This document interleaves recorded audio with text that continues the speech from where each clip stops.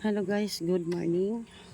Ngayon guys, sasamantalahin natin guys habang ito yung munting garden ko guys, ayan. Ayan. Samantalahin natin guys. Sobrang init ito guys eh. Ngayon, medyo mayroong malilim ng kaunti dito. Samantalahin natin habang malilim siya. Ayun, pinabubungkal ko na itong garden ko guys kasi tataniman po natin ito ng Good morning. Hello, saan ka punta? Gaano ko bunga ng malunggay? Bunga ng malunggay? Ayan yung doon, may bunga ng malunggay doon. Kanino yun? Walang may-ari niyan, kahit sino pwedeng kumuha diyan. Oo. Pwede Kanino dyan? Kamuting kahoy. Taniman ko.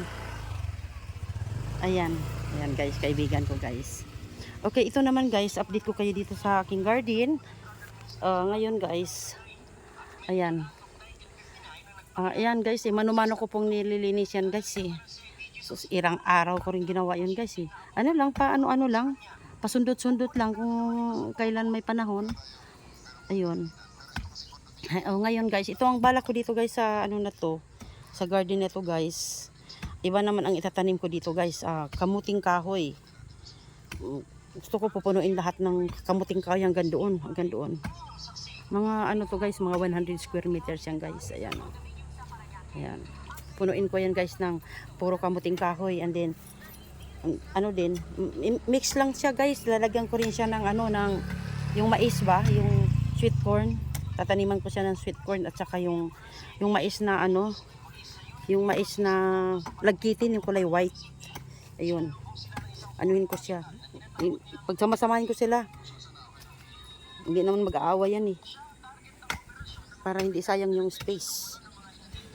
Tapos guys, ito naman, yung tinatanim ko guys, cactus yan guys, cactus. Ayan. Lumalaki na siya guys. Dati isang praso lang yan guys. Tumubo na siya. Ayan. Itong cactus na ito guys, alam niyo bang nakakain to guys? Ito. Pwede itong ihalo sa anong tawag niyan? Bulang lang ba yun? Ayun. Yung halo-halo ba guys na gulay, ayan. Pwede pa yan. Ayan, tanggalin mo lang yung mga tinik-tinik na yan. Tapos siya. Ang lasa niya guys, para siyang okra. Masarap siya guys. Okay. Now, hi John. Hello. Okay, ito yung aking sidekick guys. Ngayon guys naman, ito pagkakita ko sa inyo guys, tong aking guys. Tong aking tawag nito, yung lemongrass. Ayan. Hindi ko pa nga ito na guys. Tatanggalin ko yung mga patay na na yan, ng dahon guys. Yung ito ba? Yan, tatanggalin ko yan. Ayusin ko to guys. Yan. Ayan. Siyempre, anong maasahan mo guys? Mainit eh. Kaya ganyan yan. Namamatay sila. Pero buti nga, nakasurvive siya guys. Kasi, ayan ayan, basa ang lupa. Diniligan ko yan. Okay, ito naman guys, ito. Tatlong puno na lang to guys. Ayan, 1, 2, 3. Ba? Ha? Gaano baka distansya ba yan? Distansya? Hindi malayo pa. Ayan guys, malunggay natin guys. Galing siyang ganito, tatlo. Alin? Ganyan ganyan ang distansya. Hindi. Yan. Mas dito. Alam mo kung bakit? Oh. Kasi dito sa gitna, mais ang ko. Oo. Marami-rami na. Kaya dito, saka dito siguro. Marami-rami na ang umpisan mo. Oo. Mamayang hapon, isang paaba na ganito pag ganyan yung araw. May sobra kailangan na. Oo. Basta, ang mo lang dyan, ganyan mo lang lahat. Magkatanim, ako na magkatanim. Kaya nga. Oo. Ako na magkatanim. Basta ito lang, inaararo. Guys, ayan guys, pinapaararo ko guys sa saan ba yun? Ayan guys, ito lang piko ang tawag ito? Piko. Ayan guys, piko lang guys ang ginagamit namin guys. Para lang mapaplaw yung itong lupa na to. Ayan, tataniman natin to guys ng ng kamuting kahoy. Tapos sa gitna naman ng kamuting kahoy, mais. Gusto ko magtanim dito ng ano, ng sweet corn. Yung kulay dilaw ba guys? Yung Japanese corn. Ayan, ayan. Mula dito guys, dyan, tapos siguro dito. Tapos dito sa gitna guys, ano naman, yung sweet corn. Mix, okay lang yan. Hindi naman sila mag-aaway, hindi naman magreklamo yun eh. Para, ano naman, magiging productive naman tong ano na to. So ngayon, alam naman natin pareho guys na ito ay nasa, ano tayo, sa gitna ng kainitan. Pag naitatanim na natin to guys, so everyday, kailangan ay didiligan natin yan. Hindi po pwedeng hindi didiligan yan kasi mamamatay yan. Ayan. Ngayon, June. Ito ba, itong ano na ito, saan kaya natin to isit aside? Mamayang hapon yan. Hindi, itong ano ba? Susunugin natin mamayang hapon. Susunugin? Oo. Di ba bawal? Reklamo naman. Ha? Hindi mo reklamo. Wala kaya? Ha? Di ba bawal? Bawal, pero di tapon na yan doon. Para kung sinusunog. Ano doon? Diyan. Ha? Diyan, oh. Diyan lang. Sabi, pwede diyan. Ah, di, ang gagawin mo, ito, ihulog mo doon. Ito, ihulog mo diyan sa, ano to, may ano to, may bakod yan eh. Ayan, oh, bakal. Ihulog mo lang to lahat diyan. Tapos para madali mo hakutin doon. Ay, hindi no? No, tuyo naman yan. Madali ang bitbitin doon. Ilalagay ko sa sako. Hindi. Babalutin ko ng sako para pasanin. Sakuhin mo yan. Hindi naman sa ipapasok sa sako ng loob. Sapin lang yung sako. Para, Wow. para parang ano siya.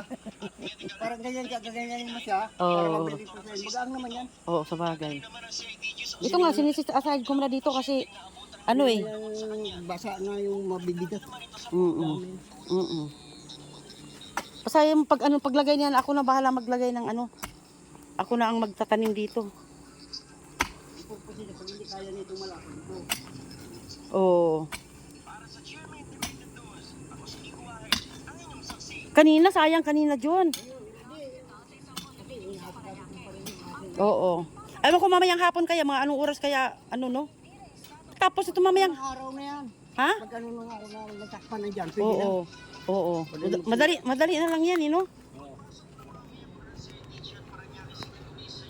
Sana magkasya dito yung ano ko. Yung ano ko. Yung pinagtatabas mo. Oo. Pero pag hindi magkakasya, ayun, magtatabas ako dyan. Ano yan eh, kulay dilaw rin yan eh. Yung ano na yan. Anong ano ngayon, oh? Oo, okay na yan, ganyan, tsura. Kaya hindi ko sabihin, ilang piraso yan. Bukas ng umaga, ubos yan. Oh, bahala ka. Ikaw naman ang ano dyan. Basta bahala ka, basta tapusin mo yan. Yun lang ano mo gagawin mo dyan, John. Kaya nga, mamaya. Mamayang hapon, titirahin mo rin. Titira ka rin mamayang hapon. Pero mamaya. Oo. Tapos, ano siguro, bukas siguro, medyo aga-agahan mo sa umaga. Para ano, hindi ka mainitan o marami kang maano, oo. Para bukas, tapos na to, no? Oo. At makapagtanim na tayo. Para makapagtanim ka na. Oo. Di mamaya nga po lang, marami rin magagawa. Kasi palubog ng araw eh. Oo, hindi ka magpahinga ka na.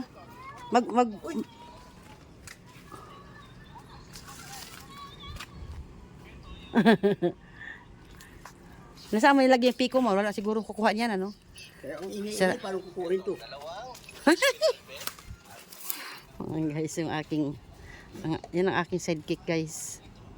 Ayan. Ayan. Ito yung lugar namin guys.